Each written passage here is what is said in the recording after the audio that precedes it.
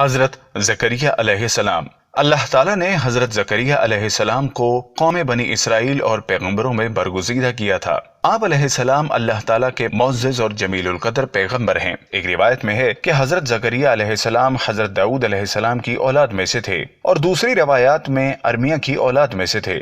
دن گزرتے گئے، ابراہیم اور یعقوب کی نسل سے کچھ نیک لوگ پیدا ہوئے، ان کو آل عمران کے نام سے یاد کیا جاتا ہے۔ اللہ تعالیٰ نے سورہ آل عمران میں ارشاد فرمایا، خدا نے آدم اور نوح اور خاندان ابراہیم اور خاندان عمران کو تمام جہان کے لوگوں میں منتخب فرمایا تھا۔ ان میں سے بعض کی اولاد تھے، اور خدا سننے والا اور جاننے والا ہے۔ جس عمران کا ذکر قرآن نے کیا ہے، یہ داؤد کی اولاد سے ہیں۔ زکریا کی بیوی یحییٰ کی والدہ اور مریم علیہ السلام کی والدہ حنا دونوں حقیقی بہنیں تھیں، اور زکریا علیہ السلام رشتے میں مریم علیہ السلام کے خالو تھے۔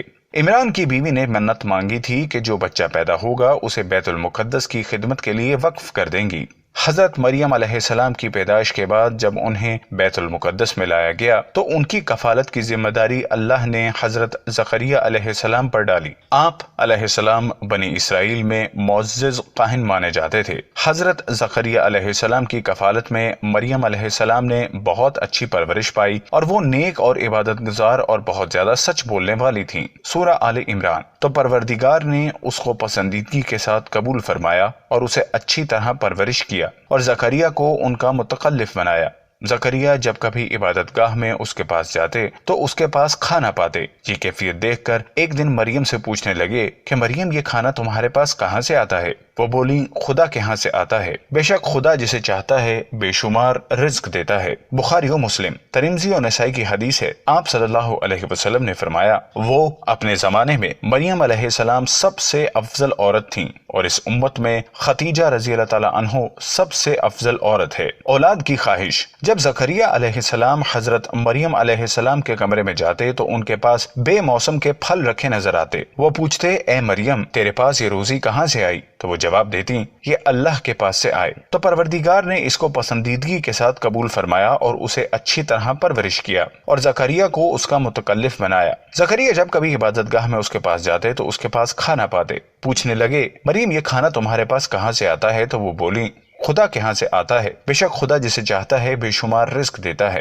زکریا نے ان کی فضیلت دیکھی تو ان کے دل میں بھی اولاد کی خواہش پیدا ہوئی، اور اس وقت تک بے اولاد تھے۔ عمر 100 سال سے زائد تھی، بیوی 90 سال کی تھی۔ اولاد کی شدید تمنا کے باعث انہوں نے اللہ سے مدد مانگی۔ ترجمہ: یہ تمہارے پروردگار کی مہربانی کا بیان ہے جو اس نے اپنے بندے زکریا پر کی تھی، جو میری اور اولاد یعقوب کی میراث کا مالک ہو، اور اے میرے پروردگار، اس کو خوش اتوار بناؤ۔ زکریا علیہ السلام اپنے دور میں اکیلے ہی نبی تھے۔ ان کے دور میں اصحاب و رشتہ دار میں کوئی قابل آدمی نہ تھا، تو ہم نے ان کی پکار سن لی اور ان کو یحییٰ بخشے، اور ان کی بیوی کو ان کے حسن معاشرت کے قابل بنا دیا۔ یہ لوگ لپک لپک کر نیکیاں کرتے اور ہمیں امید سے پکارتے اور ہمارے آگے عاجزی کیا کرتے تھے۔ دعا کی قبولیت اور یحییٰ علیہ السلام کی خوشخبری سنائی۔ زکریا علیہ السلام یہ سن کر خوش ہوئے اور حیران بھی، کہنے لگے، پروردگار، میرے ہاں کس طرح لڑکا ہوگا، جس حال میں میری بیوی بانجھ ہے اور میں بڑھاپے کی انتہا کو پہنچ گیا ہوں؟ اللہ تعالیٰ نے جواب دیا، حکم ہوا کہ اسی طرح ہوگا۔ تمہارے پروردگار نے فرمایا ہے کہ مجھے یہ آسمان ہے کہ میں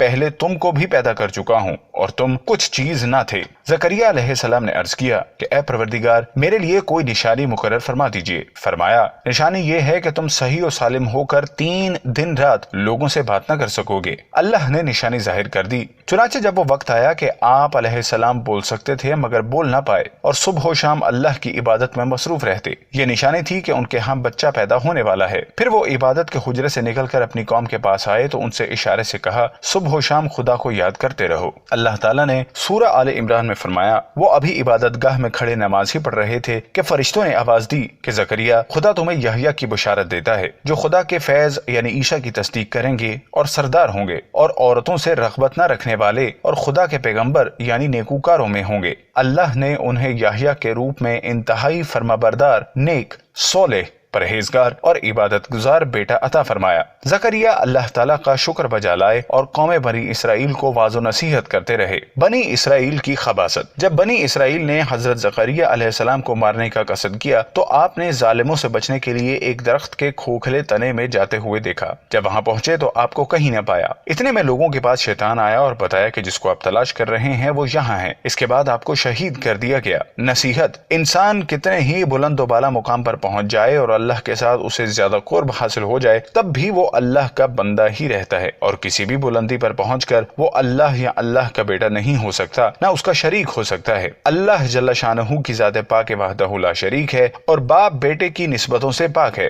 लिहाजा हमें अपने आप को लम्हे लम्हे गुमराही से बचाना चाहिए ताकि अल्लाह की पकड़ से बचे रहें। इसके लिए ईमान की मजबूती हद दर्जा लाजिम है। ईमान के लिए लाजिम है कि उसके साथ इस्लाम भी पाया जाए। इसी तरह हकीकी इस्लाम के लिए शर्त है कि इसके साथ ईमान भी हो। ईमान दीन की हर उस बात को दिल से सच्चा मानने और जुबान से उनका इकरार करने, अपने अमल से उसको जाहिर करने का नाम है जो अल्लाह ताला ने अपने बंदों पर मुकर्रर कर दिया, जबकि इस्लाम इताअत, फर्मा बरदारी और अमल करने का नाम है। अल्लाह ताला हमें परहेजगारी अता फरमाए और दीन इस्लाम की तालीमात पर पूरे तौर पर अमल पैरा होने की तौफीक अता फरमाए। आमीन।